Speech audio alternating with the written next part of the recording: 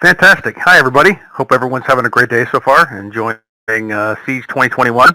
I know everyone's put on a great show so far, and hope we can keep this up. So, without further ado, I'll go ahead and get started and talk about what I am going to talk about today. So, my talk today is about how to get your team amped. So, how to help keep and retain talent. So, it's one of the things we have to look at as a company, as a studio, is making sure that we're keeping our talent, making sure we're keeping our best people, because you never want to lose people. So it's hard and it costs money. We want to make sure that we're keeping people. So we want to make sure that we're doing everything that we can in our power to do that. So this is what we're going to talk about today, is how to actually do that and achieve that. So who am I? First of all, I am Liam Hislop. I am a senior producer over at Hi-REZ Studios. I work in First Watch section, so working on Rogue Company. Great team there. Love everyone there. It's fantastic. If you haven't played Rogue Company, I do recommend it. It's awesome. Before that, I worked at Scientific Games here in the Atlanta area, working in lottery second chance games. Before that, I was down in Orlando, working with Bohemia Interactive Solutions, working as a project manager with United States Marine Corps and U.S. Army work, doing some simulation. And then before that, I was producer and department chair for all the game projects at Full Sail for a number of years, and I helped shepherd over 50 different projects. The students there are fantastic, and happy to say that a lot of them have gone in the industry and done amazing work.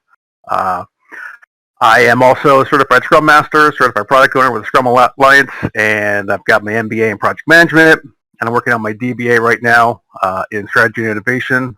Never stop learning, never stop growing. So that's all I can say about that.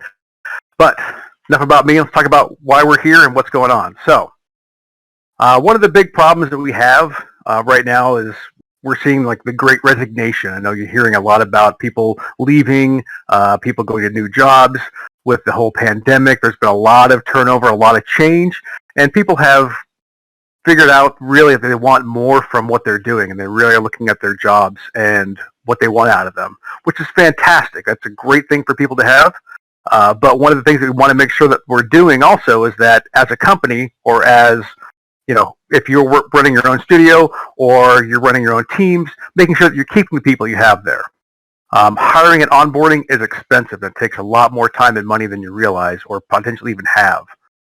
So industry averages are usually about $30,000 to $50,000 to onboard somebody, that's a lot of money, and time that some of us honestly don't even have. So we want to make sure that we're doing everything we can to keep people there. There's been, hundreds and hundreds and hundreds of different studies about why people leave jobs.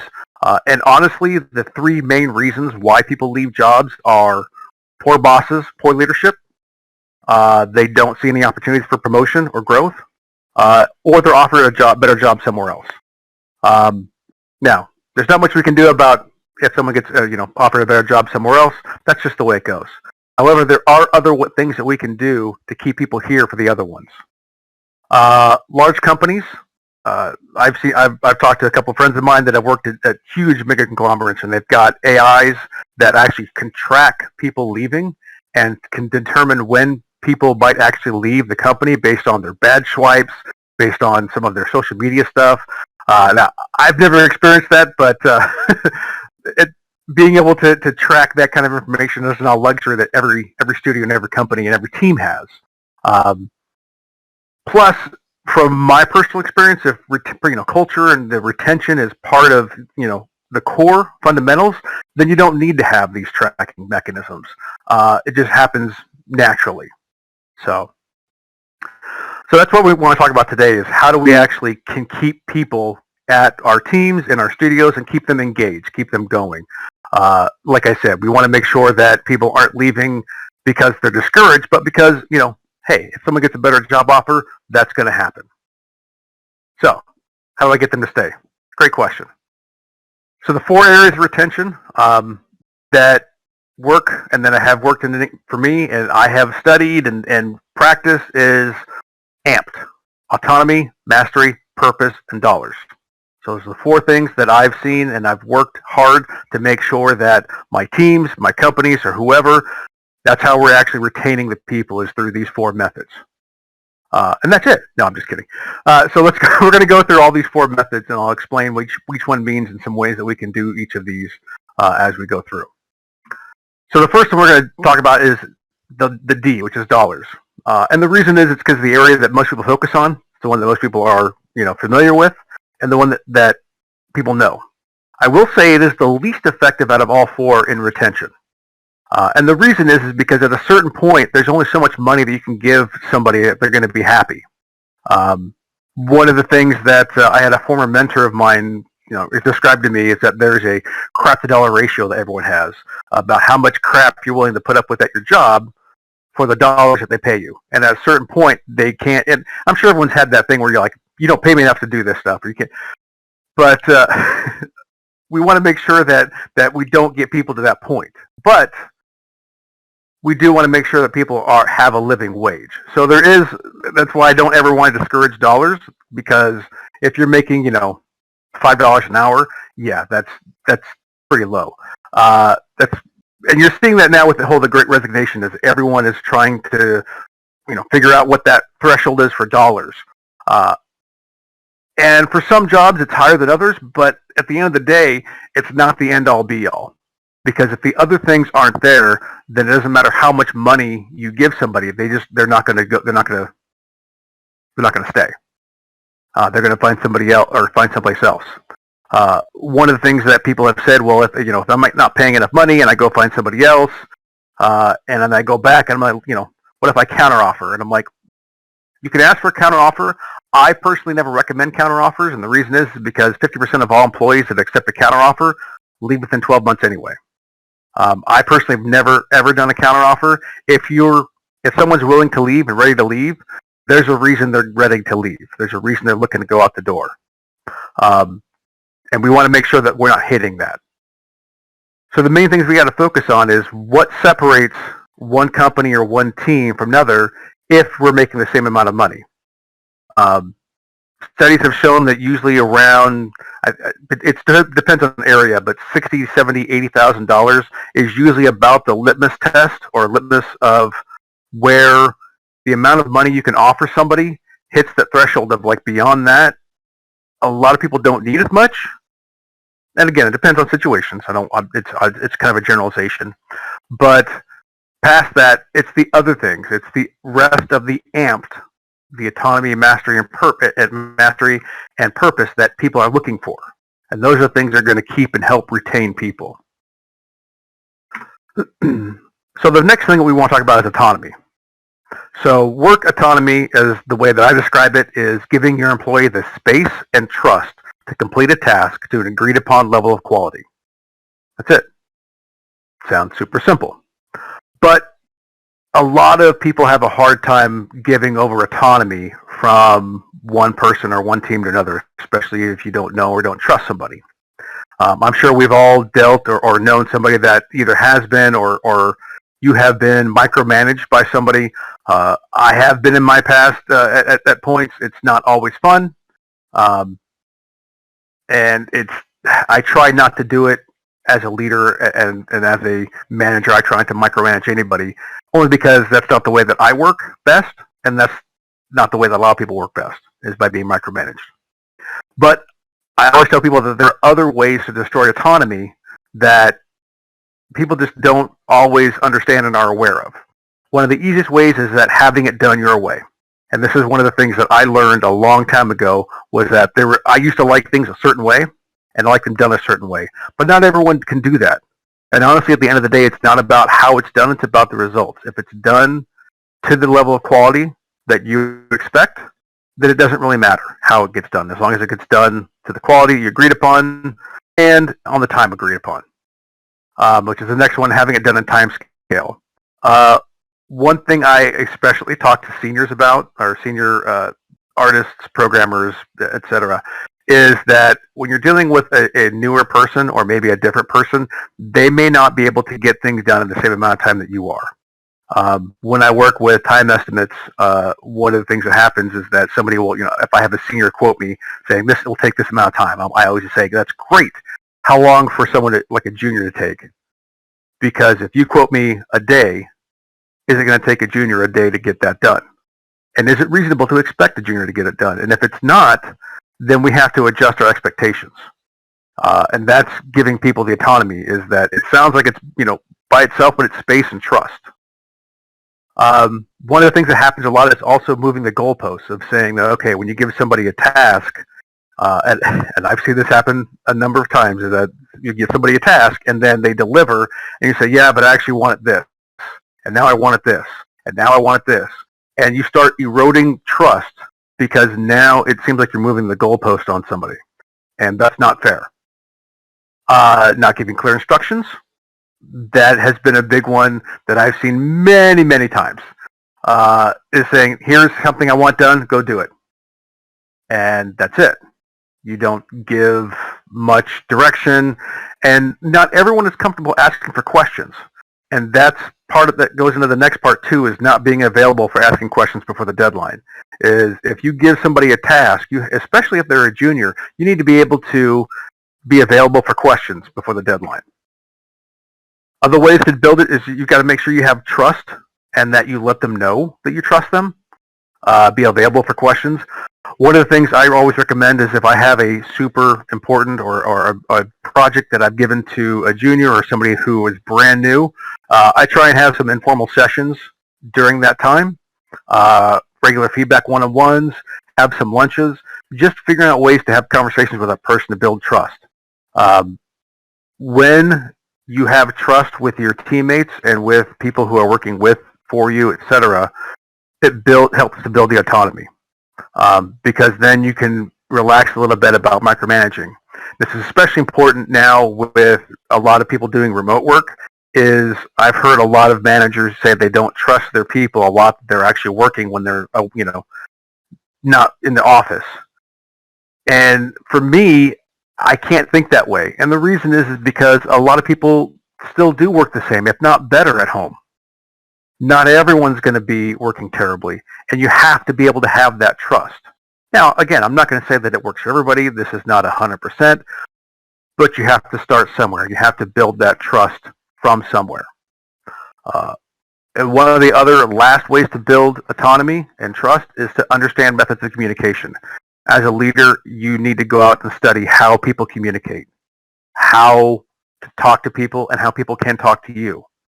This is something that I actually have gone and studied and learned, and the reason is because I wasn't always the greatest communicator. I still have problems to this day, just because I'm always learning. There's always somebody new. There's always a new team, a new person, whatever, and I have to understand and learn and figure out how they communicate. But once you understand styles of communication, then you can help tailor your styles to theirs. Do people work better through emails? Do they work better through Slack? Do they work better through text? Do they work better through phone? Is it, can you get it done with a 5-minute conversation? They have a question, or do they want to just, type something to you? Each person's going to be different, and you have to be able to, as a leader, to figure that out and work with them and understand that it's just not the same for everybody. So being able to do those will help build your autonomy with those people. And that brings us to the next one, which is mastery. This is one that I know a lot of people know about, but this is a hard one to actually do. Work mastery is allowing and helping an employee to grow their T skills. For those of you who don't know, T skills are essentially knowing about, a broad general things, and then having, one or two particular areas. So it's a T. It's the new buzzword right now, but it actually makes sense because it's helpful to have people who are generalists that know a lot about, or know a little bit about a lot of things, but then have some really focused areas of expertise. Those are the people that bring a lot to the table in any kind of project that I've ever been on. And when I say that, the next part, when employees need to grow their skills, I know that everyone says, well, yeah, duh. Of course they need, but you need to be able to figure out ways to help the employees grow their skills, or help your teammates, or help your studio to grow their skills. And it needs to be more than just their technical or trade skill, like, whether it be animation or modeling or engineering or gameplay or design or whatever, but also skills that help the company and themselves. Because, as I said, having people with a broad set of skills will helpfully bring more to the table when you're having meetings, when you're having, discussions about how to solve problems, when you're having sprint plannings, when you're having retrospectives. People with broader sets of skills can help bring more to the table. This goes to another thing about having diverse cultures and diverse people. That helps as well. But you want to have broad sets of skills and broad sets of knowledge. I remember a long time ago, somebody asked me about what if I train, and this is almost a direct quote of, what if we train somebody? What if we spend all this money on somebody and we train them up, and we get them to learn, and they leave? Then we're out a whole bunch of money. And I said, well, what if we don't train them and they stay? What happens then? And they're like, oh, that's a good point. Because it's true. I want somebody who's growing and someone who's getting knowledgeable about stuff than someone who's staying stagnant, because then they're not happy. They're not going to be growing. They're not going to be contributing. I need people to grow and contribute every single day, every single year, every single month. And if you're not doing that, then you're not even helping yourself, whether or not you're helping your team, your company, or whoever. So there are some obvious ways to do mastery and do training. There's conferences. Seeds is a great one. There's a lot of different sessions and things that you can go to and learn. There are also online classes and other things all over the place. It's one of the reasons why I started getting degrees, is because I just wanted to learn more about a couple of different things. But there's literally something for everyone. If you cannot find a class nowadays, you're not looking. There are so many online resources available to you. It is amazing. I wish 20 years ago there was this kind of learning online. I know we didn't have internet infrastructure there, but it would have been fantastic. Obviously, giving someone more responsibility or recognition, having them lead sprints, having them lead strike teams, having them leading a learning session, like over a lunch session or on a Friday, having pushing people to get a little bit out of their comfort zone, to share knowledge, to have them take responsibility, to do the things that can help them grow a little bit. Because even if they leave, I want them to be fantastic and have grown in the time that they're with me. And we'll get to that in a minute. So yeah, making sure they have more responsibility, and then recognizing them when they step up and saying, thank you for stepping up. Because also this goes back a little bit, and you'll see that some of these kind of blend together. When you talk about autonomy, giving them more responsibility and helps to build the trust, because now somebody will say that you trust them, and so it'll build that trust, responsibility, recognition, and all blends together. It's fantastic. It's beautiful. And then helping them generally with their teamwork and leadership skills. I encourage everyone, whether or not they're, CEO down to Schmendrick. So, which is, I've been a Schmendrick before. It's the lowest guy on the totem pole.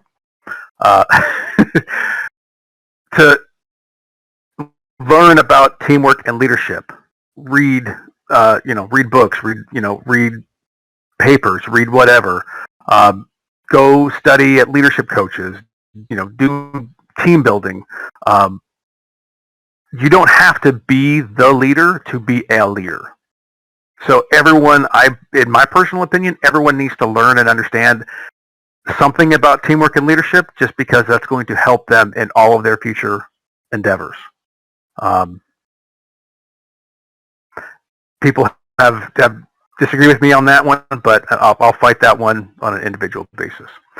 And then, of course, managerial training. So I know a lot of companies have, managerial tracks. So when you have people who move from seniors over to leads, they put them on managerial tracks so that way they can be better leaders. And I encourage that. I encourage people to learn how to do that and to go through that. It just makes them better, more well-rounded. That T thing we talked about, understand that. So mastery training. Purpose. So purpose is the last one. And it's knowing that what is contributed is needed, appreciated, and is part of something greater.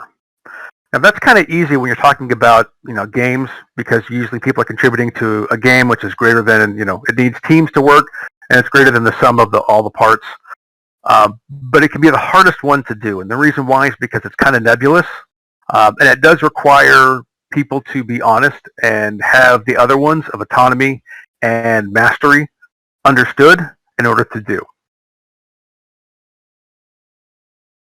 So when I talk about vision, I talk about purpose, the biggest thing that I have to explain to anybody is that you have to communicate it. You have to constantly communicate it. You have to know what are your values, what are and make it specific. So what are the core values of your team, of your company, and what are the specific values that you're going to do? A great example is someone told me one time that their value that they had was make great games. And I'm like, that's not very specific. And the reason that it's not good as a purpose or as a vision is because everybody wants to make great games. I don't know of anyone that said, you know what, I want to go make a mediocre game. That's exactly what I want to do. Is I want to make something that's mediocre. They want to make something that's great. Everyone does. I've never met anybody that wants to make a game that hits 30 on Metacritic. And not saying that doesn't happen, but just no one goes out to set out to make a 30. So you have to figure out what those are. What are your core values? And also don't dilute them. One of the things I've seen a couple times is I saw one place out that had 15 core values. And I'm like, that doesn't help. And the reason why it doesn't help is because if I have 15 core values, I don't know which ones actually mean what. If I have two competing values, does number one take precedence over number two? I don't know. My suggestion is normally anywhere between 2 to 3. Some people have done 4 or 5. From my experience, 3 is about the limit of where you have competing values that don't really conflict 180 degrees or polar opposites. But you also have to make sure that whatever that is, whatever those are, that you communicate them. I usually had little laminate things, so I would take little note cards, laminate them, and say, "Here's the core values." Whether now, even when they were not like there was core values for the company, I would have 2 or 3 for my team. They would fit in with the core values for whatever the company is, but I have 2 or 3 for the team. And the reason is because I want to make sure my team knows that in this area, these are the ones that we're looking at. The other ones, they're important, don't get me wrong, but in this team, in our department, we really want to make sure that these things stand out. And when those things stand out, they're going to match the overarching ones for the company, and we're going to be in a great position. And if they have questions, they can always ask me questions. At meetings, I usually try to have, every quarter, talk about what the vision is before we start meeting and say, here's the goals, here's what we're happening, and here's what's going on. So that way everyone's under the same page. Purpose. Don't waste people's time reworking. People don't want to feel like they're a cog in a machine. And when their time and work and effort feels wasted, they get discouraged. This happens sometimes when people either pivot or change their mind about stuff, and then a lot of times I see things getting, thrown away. One of my biggest pet peeves is having to redo art multiple times because that's a lot of wasted time and a lot of wasted resources. Now, that doesn't always happen, but it's a big pet peeve of mine, and it's one of the things I've seen that has discouraged artists more than anything else is having to redo their stuff 2 or 3 times because people didn't like it.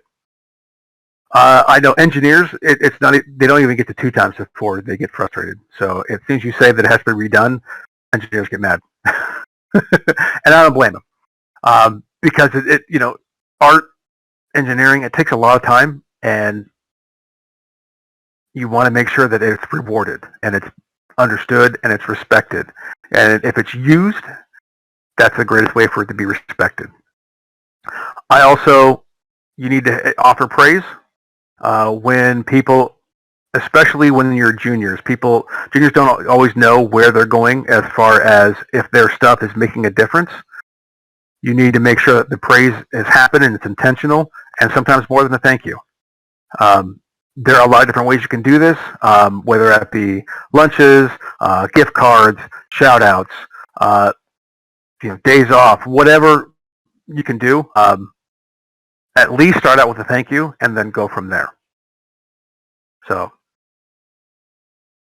all right. So, in closing, the AMPed method of autonomy, mastery, purpose, and dollars. This method does not stop everyone from leaving. I want to make that perfectly clear. There's always going to be turnover in a company. Make sure that people are leaving and they're moving to a better position. I never had a problem with anyone leaving my team, my company, as long as they were going to a better opportunity. If they're going sideways or going down, then it's something that I really took a focus on and looked at, because I want to make sure that it's not something that I was doing. You don't have to be the CEO to implement this. So over a 10-year period where I wasn't the CEO, my turnover rate in my department was less than 5% compared to many other departments, which were between 30 to 50% turnover. So I can tell you that it does work if you're intentional about it. Get exit interviews.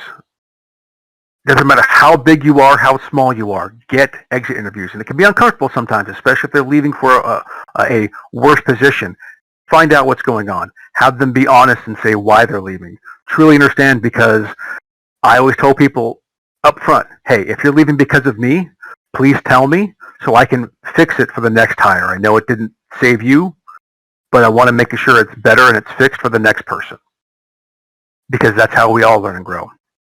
And then build the value so that employees take the time and the opportunity to spread them. One of my biggest joys and one of the things that I take pride in is that I always like and hope that my ideas and my beliefs that I help build in my teams and my companies are taken out to other companies and are built in other places as well. So that way the things and the values that I have grow. And I hope that it can grow with other people and other places, and these things become not just intentional, but eventually second nature. Because that's the ultimate goal, is that once you do this enough, this becomes a habit, and building people up and getting people to understand where they're at, getting people to continue to grow, and getting people to trust one another is where we are at from day to day. So that's pretty much all I have. So I want to thank everyone for their time, and I hope you enjoy the rest of the sessions. I think there's one more session tonight with Ian, and tomorrow for the Sylvia Awards. So thank you, everyone. Have a great time. A lot of great info there. Thank you very much, Liam. Yeah, a lot of good comments in the chat through this. I hope you all join him in the Discord voice channel after this. I have my own question I want to ask. I want to talk about how to get entry-level employees to buy into this and take it on for themselves, how you get folks to buy in on the purpose and so forth. But we don't have enough. I tell you what, if you have one thought about how to get entry-level employees to adopt this, let me know. Go ahead and let's take 1 minute for that. Oh, you want me to answer that? Yeah. The first thing I always said is when I have new people, I always try to take them and have a lunch with just them and do a one-on-one and explain these things to them and build a one-on-one trust and build a rapport, because once I have that rapport with them, then I hope that the next time we talk about this stuff, it keeps getting reinforced. And that's part of it, is just reinforcing it. Once you do it enough times, like I said, it becomes not intentional, it becomes a habit. Perfect. All right.